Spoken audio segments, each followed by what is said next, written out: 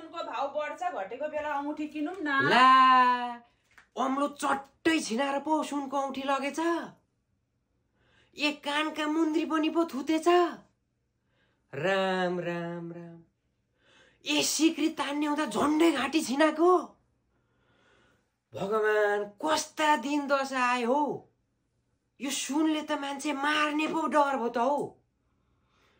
हैटरिका हो यो झरी झत्त गहना लाएर हिँड्छन् कि अनि त्यस्तै हुन्छ के जोगी नै गाह्रो। यो सुन त कली हो के कली, गतिलो जिनिसै होइन। तर मलाई त साह्रै ढुक्क छ हौ। मेरी बुढी त कहिल्यै गहना चाहियो सुन किनौँ कहिल्यै भन्दिनन्। ल यसो 100 गहना लाउ न बुढी भन्यो भने तँ सुन त भारी हुन्छ बुढो, म त गहना लाउँदिन साधारणमै ठिक छ भनेर तँ बजारको लाउँछिन्।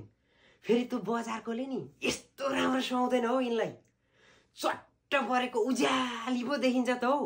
त्यो साधारण लाउँदा त कति राम्री देखिन्छ। के साह्रै ज्ञानी छिन् नि हौ। यो कुरा त म साह्रै ढुक्क छु हौ। कहिल्यै कल गर्दिनन् गर्न चाहियो भनेर।